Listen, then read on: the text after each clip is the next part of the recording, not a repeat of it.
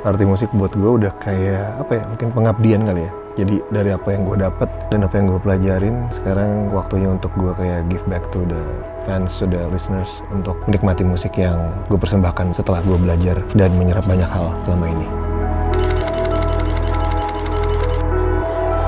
Kolaborasi itu momen dimana kita saling membuka diri, saling mempelajari, dan saling menghargai ego satu sama lain untuk dipersembahkan kepada audiens. Waktu itu Ade Palo meninggal dunia dan kami juga, wah gimana ya ini Lintas Resonan sama Sore. Kami pikir nggak jadi, tapi ternyata atas keinginan dari Sore sendiri, akhirnya Lintas Resonan bisa lanjut. Dan untuk pertama kalinya juga kami main bersama Sore tanpa Ade Palo gitu. Jadi ini rasanya sangat istimewa, sangat haru juga. Bagaimana lagu-lagunya Ade bisa beresonansi dengan penonton lewat cara yang baru. Lintas Resonan.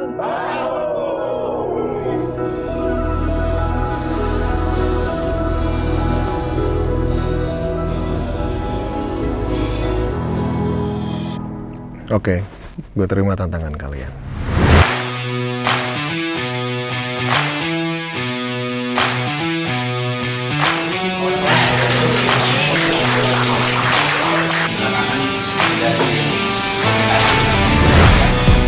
Lintas Resonan tuh lahir karena kita mau membuat suatu wadah di mana eksplorasi dan tempat buat artis atau musisi untuk main gak aman lah.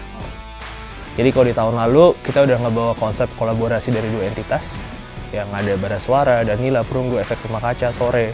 Nah kalau sekarang kita coba ngeretas batas lagi nih di Lintas Resonan, kita kasih challenge ke beberapa talent, yuk let's go kita bikin formasi baru lah.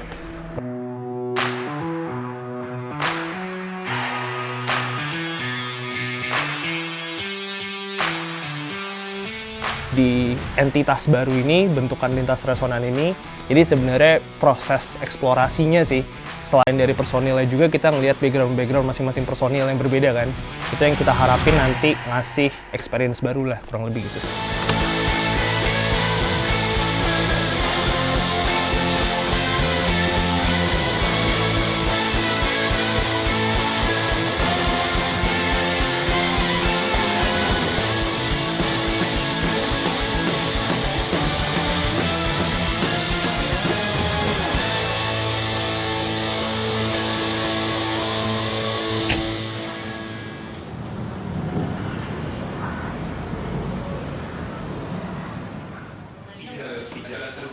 Jadi sebenarnya kenapa kita awalnya kontak Mas Iga ya, selain track record di tahun lalu ya, kehadiran dia di Lintas Resonan tahun lalu, kita juga ngelihat sebenarnya secara credibility dan jam terbangnya dia.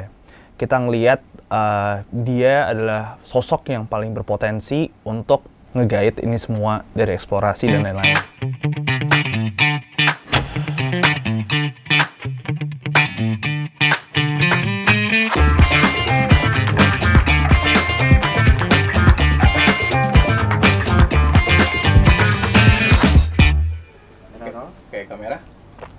Ketika mereka menceritakan apa ya, mau bikin project si Lintas Resonan ini, mereka pengen bikin sebuah band dan lain-lain, jadi apa ya, dream group.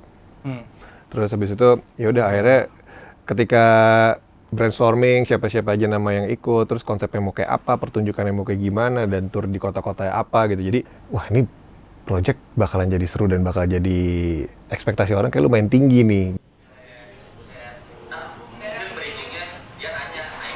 Lebih indah, lebih ngebahas misalkan producing juga atau mungkin nanti setelah itu Mika akan mengarahkan teman-teman media untuk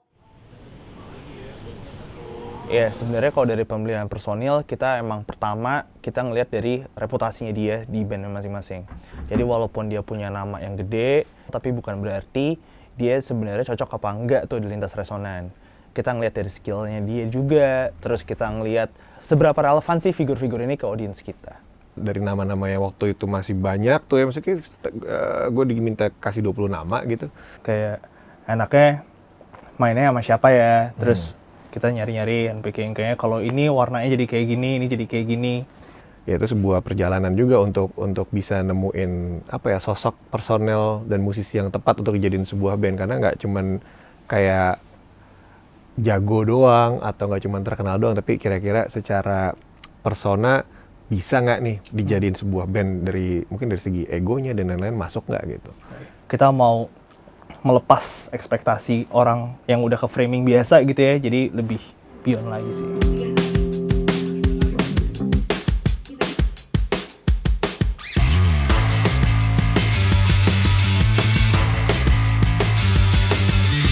Mungkin dari diversity-nya ya gitu, dari musisi-musisi yang emang ibaratnya secara karya, secara musik, secara genre dan karakter itu harus beda-beda banget semuanya, jadi nggak sama lah gitu. Jadi akhirnya setelah brainstorm dan apa ya, menggodok konsep siapa yang mau masuk ke dalam sini, ya ketika itu semua berseberangan, orang juga jadi mikir kan kayak ini terus ada si ini ada si itu, gimana ya begitu mereka bikin band, dan gimana mereka mau bikin apa, mau bikin lagu kah, mau bikin apa ya, itu kan membuat ekspektasi orang apa melambungkan ekspektasi orang, dan itu yang kita pengen.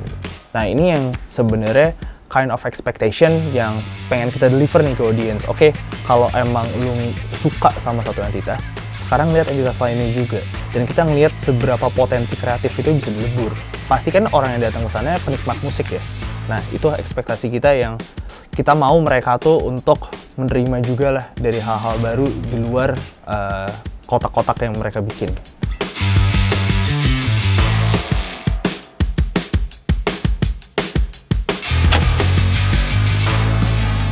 Hampir nggak kebayang aja si ini nyanyiin lagu yang ini, terus si ini mainin part yang ini. Jadi tuh kayak gua pribadi juga masih yang, ini gimana ya?